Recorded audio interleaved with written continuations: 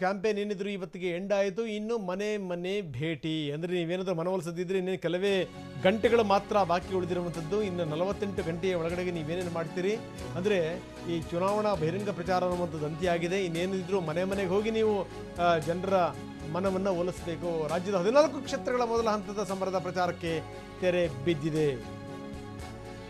April 18ರಂದು ನಡೆಯಲಿರುವ ಮೊದಲ ಹಂತದ ಮತದಾನ, 14 ಕ್ಷೇತ್ರಗಳ ಮೊದಲ ಹಂತದ ಸಮರದ ಪ್ರಚಾರಕ್ಕೆ ಈಗ ತೆರೆ ಬಿದ್ದಿದೆ. ಲೋಕಸಭೆ ಚುನಾವಣೆಯ ಬಹಿರಂಗ ಪ್ರಚಾರ ಅಂತ್ಯಗೊಂಡಿದೆ. ಇವತ್ತು ರಾತ್ರಿ ಮತ್ತು ನಾಳೆ ಅಂದರೆ ಏಪ್ರಿಲ್ 18ರಂದು ನಡೆಯಲಿರುವಂಥ ಮೊದಲ ಹಂತದ ಚುನಾವಣೆ ಇನ್ನೇನಿದ್ರು ಮನೆ ಮನೆಗೆ ಹೋಗಿ ಮತ ಭೇಟಿಯನ್ನು ಮಾಡಬೇಕು.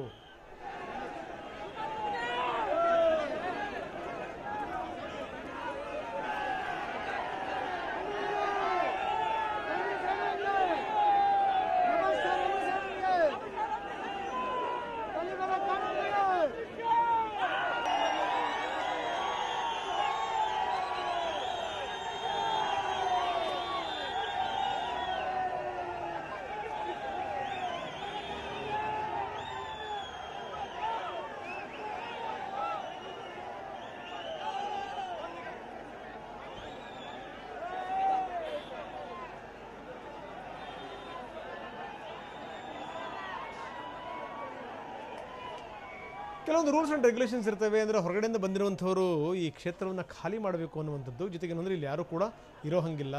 ಅಂದರೆ ಈ ಅನಗತ್ಯವಾಗಿ ನಾಳೆ ಏನಾದರೂ ಗೊಂದಲಗಳು ಸೃಷ್ಟಿಯಾಗಬಾರ್ದು ಅನ್ನುವಂಥ ಕಾರಣದಿಂದ ಎಲ್ಲ ಮುನ್ನೆಚ್ಚರಿಕೆಗಳನ್ನು ತೆಗೆದುಕೊಳ್ಳುವಂಥದ್ದು. ಇನ್ನೇನಾದರೂ ಅಭ್ಯರ್ಥಿಗಳಿಗೆ ಈ ಮನೆ ಮನೆಯ ಮತಬೇಟೆ ಶುರುವಾಗುವಂಥದ್ದು.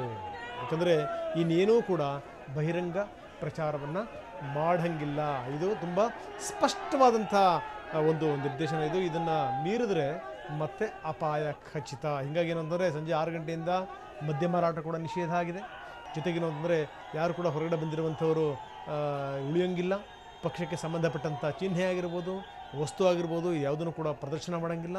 ಅಂದರೆ ಹೊರಗಡೆಯಿಂದ ಬಂದಿರುವಂಥವರು, ಪ್ರಚಾರಕ್ಕೆ ಬಂದಿರುವಂಥವರು ಕ್ಷೇತ್ರ ಖಾಲಿ ಮಾಡಬೇಕು. ಲೋಕಸಭೆ ಚುನಾವಣೆಯ ಬಹಿರಂಗ ಪ್ರಚಾರ ಈಗ ಅಂತ್ಯಗೊಂಡಿದೆ. ಬನ್ನಿ, ನಮ್ಮ ಪ್ರತಿನಿಧಿ ಪ್ರಮೋದ್ ಶಾಸ್ತ್ರಿ ಈಗ ನಮ್ಮೊಂದಿಗೆ ನೇರ ಸಂಪರ್ಕದಲ್ಲಿದ್ದಾರೆ. ಪ್ರಮೋದ್, ಭಾಳ ಗಮನಿಸಬೇಕಾದಂಥ ಸಂಗತಿ ಇನ್ನೇನು ಮನೆ ಮನೆಗೆ ಹೋಗಿ ಜನರನ್ನು ಒಲಿಸ್ಕೋಬೇಕು, ಅದೊಂದೇ ಬಾಕಿ ಇರುವಂಥದ್ದು. ಜೊತೆಗೇನು ಅಂದರೆ ಒಂದಷ್ಟು ಸಂಗತಿಗಳಿದೆ. ಒಂದಷ್ಟು ಏನಂದರೆ ಪಾಯಿಂಟ್ ನಂಬರ್ 1, ಹೊರಗಡೆಯಿಂದ ಬಂದಿರುವಂಥವ್ರು ಕ್ಷೇತ್ರವನ್ನು ತತ್ಕ್ಷಣಕ್ಕೆ ಖಾಲಿ ಮಾಡಬೇಕು. ಇವತ್ತಿನಿಂದ ಅವ್ರು ಇರೋಂಗಿಲ್ಲ, ನಂಬರ್ 1. ಎರಡನೇ ಸಂಗತಿ ಏನು ಅಂತಂದರೆ ಈ ಪಕ್ಷಕ್ಕೆ ಸಂಬಂಧಪಟ್ಟಂಥ ಚಿಹ್ನೆ ಆಗಿರ್ಬೋದು, ವಸ್ತುಗಳಾಗಿರ್ಬೋದು, ಇದು ಯಾವುದನ್ನು ಕೂಡ ಪ್ರದರ್ಶನ ಮಾಡೋಂಗಿಲ್ಲ. ಬಹಿರಂಗ ಪ್ರಚಾರ ಅನ್ನುವಂಥದ್ದು ಇಲ್ಲವೇ ಇಲ್ಲ. ಜೊತೆಗೇನಂದ್ರೆ ಮದ್ಯದ ಅಂಗಡಿಗಳಾಗಿರ್ಬೋದು, ಇವೆಲ್ಲವೂ ಕೂಡ ಬಂದಾಗಿರುತ್ತೆ ಇವತ್ತಿನಿಂದ. ಜೊತೆಗೇನು ಅಂದರೆ ಇಡೀ ಕ್ಷೇತ್ರಾದ್ಯಂತ ಸರ್ಪಗಾವಲು ಮುಂದುವರಿಯುತ್ತೆ. ಅಂದರೆ ಯಾರ್ಯಾರು ಏನಾದರೂ ಅಹಿತಕರ ಘಟನೆಗಳನ್ನು ಮಾಡಬಾರ್ದು ಅಥವಾ ದುಡ್ಡು ಹಂಚಬಾರ್ದು, ಇದೆಲ್ಲದರ ಮೇಲೂ ಕೂಡ ನಿಗಾ ವಹಿಸಬೇಕು ಅನ್ನುವಂಥದ್ದು. ಸೊ ಇನ್ನು ಮನೆ ಮನೆಗೆ ಹೋಗಿ ಮತದಾರನ ಮನವೊಲಿಸುವಂಥ ಪ್ರಕ್ರಿಯೆ ಮಾತ್ರ ಬಾಕಿ ಉಳಿದಿರುವಂಥದ್ದು. ಏನಂತೀರಿ?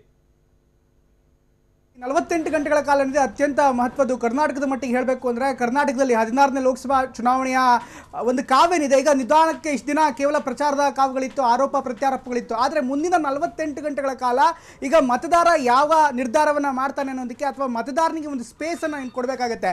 ಇಷ್ಟು ದಿನ ಮತದಾರನ ಇನ್ಫ್ಲೂಯೆನ್ಸ್ ಮಾಡಲಾಯಿತು ಅಥವಾ ಮತದಾರನ ಒಲೈಸುವಂಥ ಪ್ರಕ್ರಿಯೆಯನ್ನು ರಾಜಕೀಯ ಪಕ್ಷಗಳು ಮಾಡಿದ್ವು. ಆದರೆ ಈಗ ಚುನಾವಣಾ ಆಯೋಗ ಇತ್ತೀಚಿನ ದಿನಗಳಲ್ಲಿ ಈ 48 ಗಂಟೆಗಳ ಸ್ಪೇಸನ್ನು ತುಂಬ ಗಂಭೀರವಾಗಿ ಸ್ವೀಕರಿಸಿದೆ. ಯಾಕಂದರೆ ಈ 48 ಗಂಟೆಗಳ ಕಾಲ ಇಷ್ಟು ದಿನ ಏನು ಪ್ರಚಾರ ಮಾಡಿರ್ತಿರಲಿ, ಆ ಪ್ರಚಾರ ಮಾಡಿರುವಂಥ ರೀತಿ ಎಲ್ಲವನ್ನೂ ಕೂಡ ಗಮನಿಸಿದಾಗ ಅಂತಿಮವಾಗಿ ಆ 48 ಗಂಟೆಗಳಲ್ಲಿ ಯಾವ ನಿರ್ಧಾರವನ್ನು ಮತದಾರ ಮಾಡ್ತಾನೆ, ಹೀಗಾಗಿ ಅವರಿಗೆ ಯಾವುದೇ ರೀತಿಯಂಥ ಇನ್ಫ್ಲೂಯೆನ್ಸನ್ನು 48 ಗಂಟೆಗಳಲ್ಲಿ ಮಾಡಬಾರ್ದು. ಈ ಕಾರಣಕ್ಕೋಸ್ಕರ ಬಹಿರಂಗ ಪ್ರಚಾರವನ್ನು ಸಂಪೂರ್ಣವಾಗಿ ಅಂದರೆ ಹಿಂದಿನ ಕಾಲಘಟ್ಟದಲ್ಲಿ ಸುಮಾರು 2 ಚುನಾವಣೆಗಳ ಹಿಂದೆ ನೋಡಬಹುದಾದರೆ ಅಂದರೆ 2004 ಅಥವಾ ಅದಕ್ಕೆ ಪೂರ್ವಭಾವಿಯಾಗಿ ನೋಡೋದಾದರೆ ಮೊದಲು ಕೂಡ ಬಾವುಟಗಳು ತುಂಬ ರಾರಾಜಿಸ್ತಾ ಇದ್ವು. ಜೊತೆಗೆ ಪ್ರಚಾರಗಳು ಕೂಡ ಹಳ್ಳಿ ಭಾಗದಲ್ಲಿ ಅಥವಾ ಬೇರೆ ಬೇರೆ ಭಾಗದಲ್ಲಿ ಸಾಕಷ್ಟು ಜೋರಾಗಿ ನಡೀತಾ ಇತ್ತು. ಆದರೆ ಈಗ ಯಾವ ಮಟ್ಟಿಗೆ ಸ್ಟ್ರಿಕ್ಟ್ ಆಗಿದೆ ಅಂದರೆ ಪ್ರಮುಖವಾಗಿ ಈಗ ಯಾವುದೇ ಬಹಿರಂಗ ಪ್ರಚಾರ ಇಲ್ಲವೇ ಇಲ್ಲ. ಜೊತೆಗೆ ಈಗಿನ ನ್ಯೂ ಏಜ್ ಮೀಡಿಯಾ ಇದೆ, ನ್ಯೂ ಏಜ್ ಮೀಡಿಯಾ ವಿಚಾರಕ್ಕೆ ಸಂಬಂಧಪಟ್ಟಂತೆ ಕೂಡ ಸಂಪೂರ್ಣವಾಗಿ ಈಗ ನಿಷೇಧಿಸಲಾಗಿದೆ. ಜೊತೆಗೆ ಯಾರ್ಯಾರು ಇರ್ತಾರೆ ಆ ಭಾಗದಲ್ಲಿ ಅಂದರೆ ಮತದಾರ ಅಲ್ಲದೆ ಇರೋರು, ಅಭ್ಯರ್ಥಿ ಮತ್ತು ಮತದಾರರನ್ನ ಬಿಟ್ಟು ಅವರೆಲ್ಲರನ್ನೂ ಕೂಡ ಹೊರಗಡೆ ಕಳಿಸುವಂಥ ಪ್ರಕ್ರಿಯೆ ನಡೀತಾ ಇದೆ. ತುಂಬ ಬಂದೋಬಸ್ತಾಗಿ ತುಂಬ ಸರ್ಪಗಾವಲಿನಲ್ಲಿ ಎಲ್ಲ ಪ್ರಕ್ರಿಯೆ ಕೂಡ ನಡೀತಾ ಇದೆ. ಹೀಗಾಗಿ 48 ಗಂಟೆಗಳ ಕಾಲ ಇನ್ನೇನಿದೆ ಅಲ್ಲಿ ಮತದಾರ ತನ್ನ ಕರ್ನಾಟಕದ ಮೊದಲ ಹಂತದಲ್ಲಿ ತನ್ನ ನಿರ್ಧಾರವನ್ನು ಇನ್ನು ಕೆಲವೇ ಗಂಟೆಗಳಲ್ಲಿ 48 ಗಂಟೆಗಳಲ್ಲಿ ತನ್ನ ನಿರ್ಧಾರವನ್ನು ಪ್ರಕಟಿಸುವಂಥ ಸಿದ್ಧನಾಗ್ತಾ ಇದ್ದಾನೆ. ಓಕೆ, ಧನ್ಯವಾದ ತಮ್ಮೆಲ್ಲ ಮಾಹಿತಿಗೆ.